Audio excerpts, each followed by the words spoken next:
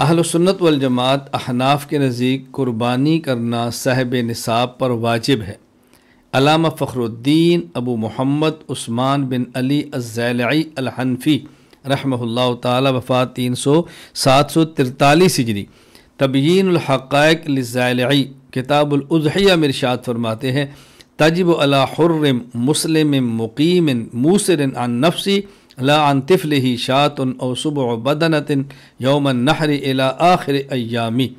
ایسا شخص نمبر 1 وہ آزاد ہو، نمبر 2 مسلمان ہو، نمبر 3 مقیم ہو، مسافر نہ ہو، مقیم ہو، نمبر 4 صاحب نصاب ہو۔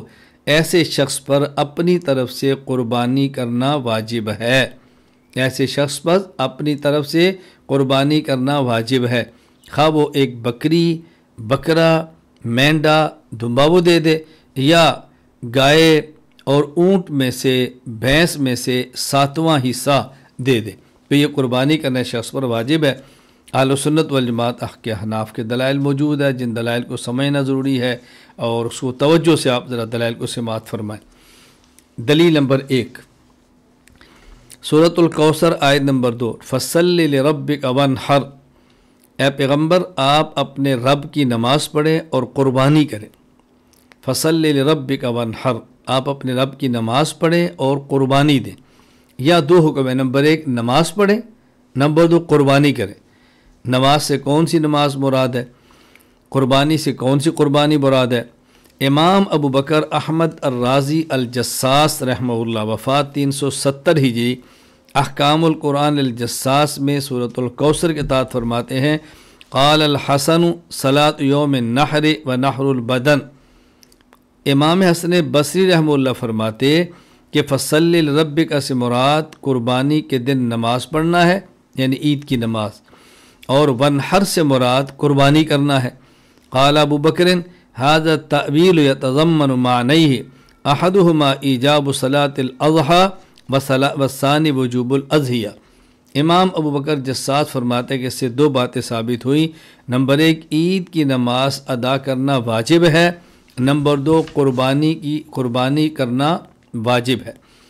اسی طرح اس آیت کے تحت مشہور مفسر علامہ قاضی ثناء اللہ پانی پتی رحمہ اللہ وفات 1225 ہجری التفسیر المظہری میں ارشاد فرماتے ہیں قال عکرمہ وعطاء وقتادہ فصلی لربک صلاۃ العید یوم النحر وانحر نسکک فعلی ھذا یثبت بہ وجوب صلاۃ العید والاضحیہ۔ حد اکرمہ، عطاء اور قتادہ فرماتے کہ فصلی لربک سے مراد یہ ہے قربانی کے دن عید کی نماز، اور ونحر سے مراد یہ ہے قربانی کرنا۔ فرمایا اس سے بھی ثابت ہوا کہ عید کی نماز بھی واجب ہے اور قربانی بھی واجب ہے۔ دیکھیے وجوب کیوں ہے؟ فصلی یہ امر کا صیغہ ہے، اور مطلق جب امر بولا جائے تو اس سے مراد ایجاب ہوتا ہے، واجب کرنا ہوتا ہے، الا یہ کہ واجب نہ ہونے پر کوئی قرینہ ہو۔ یہاں تو کوئی ایسا قرینہ نہیں کہ جیسے ہم یہ کہہ سکیں یہاں پر واجب نہیں ہے بلکہ کوئی اور درجہ ہے۔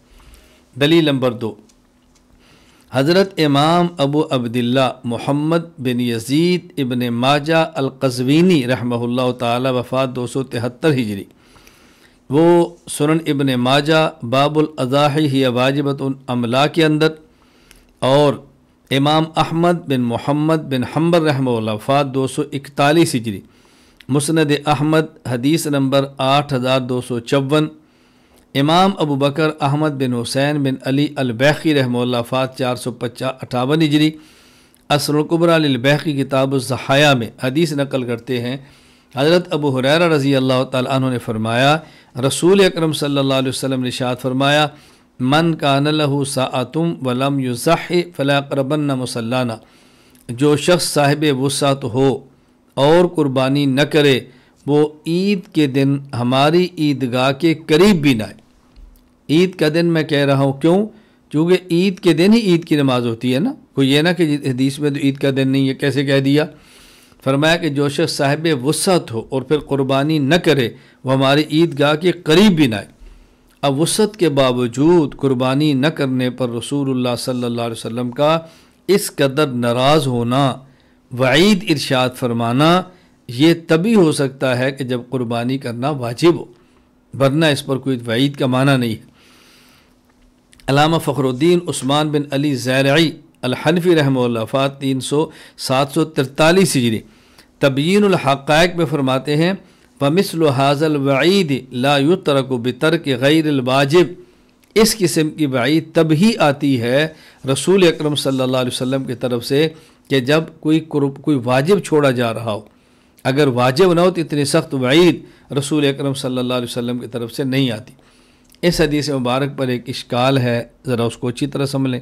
اشکال کیا ہے کہ صحیح بخاری کتاب الاذان باب ما جاء فی صوم النی والبصل والکراس کے تحت حضرت امام بخاری ایک حدیث نقل کرتے ہیں کہ عبداللہ بن عمر رضی اللہ عنہ فرماتے ہیں رسول اکرم صلی اللہ علیہ وسلم فرمایا غزوہ خیبر کے موقع پر من اکل من هذه الشجرہ یعنی الثوم فلا يقربن مسجدنا، کہ جو شخص کچا لہسن، یہ حدیث میں تو لہسن ہے مراد، اس سے کچا لہسن بو آتی ہو، جو شخص یہ کچا لہسن کھائے تو وہ ہماری مسجد کے قریب ہی نہ آئے۔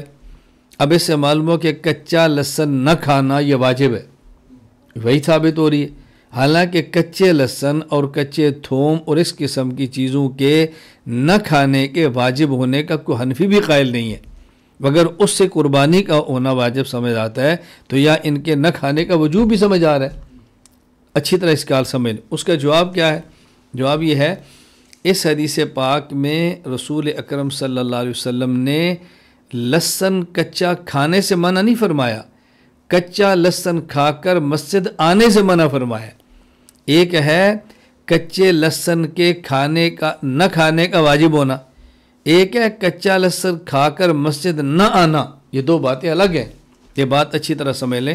سلطان المحدثین امام علی بن سلطان المعروف ملا علی قاری رحمہ اللہ وفات 1014 ہجری مرقات المفاتیح باب المساجد و مواضع الصلاۃ الفصل اول میں فرماتے ہیں فالنہی انما هو عن حضور المسجد بعد اکل الصوم النی ونحو لا عن اکل الصوم والبصل ونحوہما، یہاں جو منع کیا گیا ہے وہ کچا لہسن اور تھوم کھا کر مسجد میں آنے سے منع کیا گیا ہے، صرف کچا لہسن اور تھوم کھانے سے اس طرح سختی سے منع نہیں کیا گیا۔ دلیل نمبر 3، حضرت مخنف بن سلیم رضی اللہ تعالیٰ عنہ فرماتے ہیں، یہ حدیث سنن ابن ماجہ باب الاضاحی ہی واجبۃ ام لا، سنن نسائی جلد 2 صفحہ 188 کتاب الفرع والعتیرہ۔ حضرت مخنف بن سلیم رضی اللہ عنہ فرماتے ہیں کننا وقوفا عند النبی صلی اللہ علیہ وسلم بعرفۃ فقال یا ایھا الناس ان علی کل اہل بیت فی کل عام اضحیۃ وعتیرۃ۔ مخنف بن سلیم رضی اللہ عنہ فرماتے کہ ہم نبی کریم صلی اللہ علیہ وسلم کے ساتھ عرفات میں ٹھہرے ہوئے تھے تو آپ نے ارشاد فرمایا اے لوگو، ہر اہل بیت پر، تمام گھر والوں پر سال میں ایک مرتبہ قربانی بھی لازم ہے اور سال میں ایک مرتبہ عتیرہ بھی لازم ہے۔ قربانی اور عتیرہ دونوں تمہارے اوپر لازم ہے۔ قربانی تو ہر کسی کو پتہ ہے قربانی کسے کہتے ہیں، عتیرہ سے مراد زمانہ جاہلیت میں رجب کے مہینے میں بتوں کے نام پر جانور ذبح کیا جاتا جس کو عتیرہ کہتے۔ اسلام کے آنے کے بعد اس جانور کے وجوب کو رکھا گیا، لیکن بتوں کے نام پر نہیں بلکہ اللہ کے نام پر۔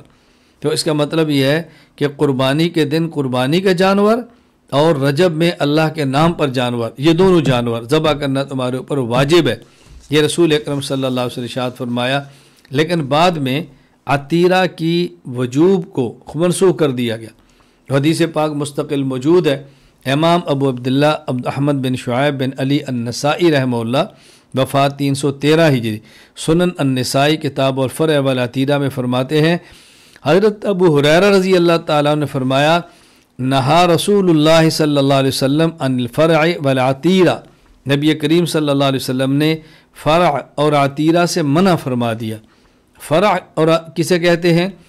جو اونٹنی پہلا بچہ جنتی، مشرکین اس پہلے بچے کو بتوں کے نام پہ چھوڑ دیا کرتے تھے اور بتوں کے نام پہ اس کو ذبح کرتے تھے۔ اونٹنی کے ہاں جو پہلا بچہ پیدا ہوتا وہ بتوں کے نام پہ ذبح ہوتا، تو حضور نے منع فرما دیا کہ نہیں ایسا نہ کیا کرو۔ اسی طرح عتیرہ، یہ سب سے پہلے رجب کے اندر مشرکین بتوں کے نام پہ جانور ذبح کرتے، تو حضور پاک صلی اللہ علیہ وسلم نے منع فرما دیا۔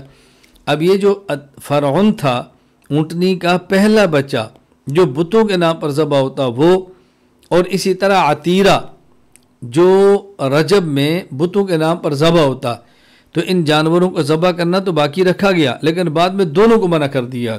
بل یہ تھا کہ جانور ذبح کرو لیکن بتوں کے نام پر نہیں، اللہ کے نام پہ، اور بعد میں اس کے وجوب ختم کر دیا گیا کہ اب یہ واجب نہیں، اس کو ذبح مت کیا کرو، چھوڑ دو۔ اس حدیث پاک پر ایک اعتراض ہے، یہ جو ابھی ہم نے حدیث بیان کی ہے کہ حضرت مخنہ بن سلیم کہتے ہیں کہ ہم عرفات میں تھے کہ رسول اللہ صلی اللہ علیہ وسلم نے ہمیں یہ ارشاد فرمایا کہ ہر یا ایھا الناس ان علی کل اہل بیت، تمام گھر والوں پر، ہر گھر والے پر یہ جانور ذبح کرنا واجب ہے۔ اس پہ اعتراض کیا ہے؟ اعتراض یہ ہے کہ مخنہ بن سلیم رضی اللہ تعالیٰ عنہ کبھی تو اس کو یہ کہتے ہیں کہ رسول اللہ صلی اللہ علیہ وسلم نے فرمایا، اور کبھی رسول اللہ صلی اللہ علیہ وسلم کے بجائے اپنی طرف سے بات فرماتے ہیں کہ تم ایسے کیا کرو۔ تو جب اللہ کے نبی کا نام لیتے تو اسی کہ حدیث مرفوع ہے کہ نبی پاک صلی اللہ علیہ وسلم تک گئی، اور جب یہ رسول اللہ صلی اللہ علیہ وسلم کا نام نہ لیں، اپنی طرف سے بیان کریں، اسے کہتے ہیں حدیث موقوف ہے، صحابی تک گئی ہے۔ تو مخنہ بن سلیم کبھی اس کو مرفوعاً نقل کرتے ہیں رسول اللہ صلی اللہ علیہ وسلم کا نام لے کر، کبھی موقوفہ نقل کرتے ہیں اپنی طرف سے، تو کہتے ہیں یہ روایت میں علل ہے، علت ہے، یہ روایت معلل ہے، کبھی مرفوع کبھی موقوف، تو یہ علت ہے اس کے اندر، لہذا یہ روایت قابل قبول نہیں۔ جواب ذہن نشین فرما لیں، اصول حدیث کا قاعدہ ہے اگر راوی ایک حدیث کو کبھی مرفوعاً بیان کرے اور دوسرے وقت میں اس کو موقوفاً بیان کرے، کبھی رسول اللہ صلی اللہ علیہ وسلم کا نام لے اور کبھی رسول اللہ صلی اللہ علیہ وسلم کا نام نہ لے بلکہ اس کو صحابی تک لے جائے، تو فقہا محدثین کا راجح یہ ہے کہ اس حدیث کو مرفوع سمجھا جائے گا۔ کیوں؟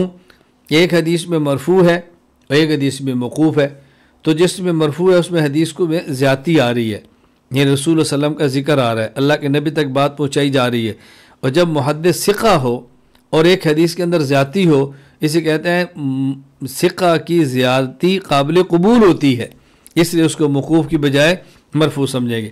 امام ابو زکریا یحییٰ بن شرف النووی رحمہ اللہ وفات 676 ہجری، شرح مسلم للنووی میں ارشاد فرماتے ہیں والصحیح طریقۃ الاصولیین والفقہاء والبخاری ومسلم ومحقق المحدثین انہ یحکم بالرفع والایصال لانہا زیادۃ ثقات، یہ صحیح یہ ہے جو کہ محدثین کا اور اصولیین کا، فقہاء کا، امام بخاری اور مسلم اور دیگر محقق محدثین کا ضابطہ یہ ہے کہ اس پر رفع کا حکم لگائے گا، اس کو مرفوع شمار کریں گے، اس کو متصل شمار کریں۔ کیوں؟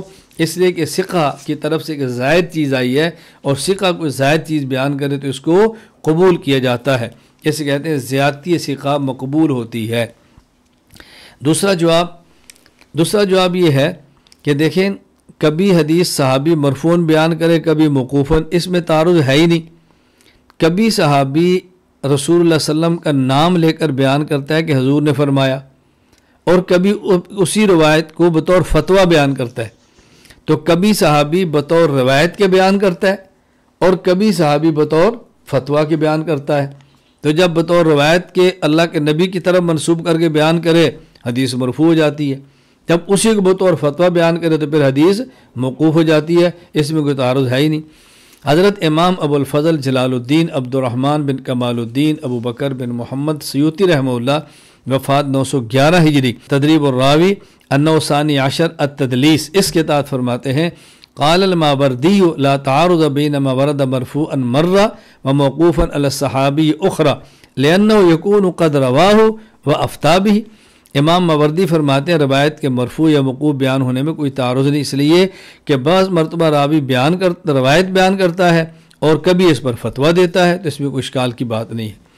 جواب نمبر 3، تیسرا جواب یہ ہے کہ یہ جو آپ نے بیان فرمایا کہ تمام لوگوں پر یا ایھا الناس، ہر اہل بیت پر قربانی کرنا ضروری ہے، یہ ایک ایسی چیز بیان کر رہا ہے جس کا کوئی قیاس سے تعلق نہیں ہے۔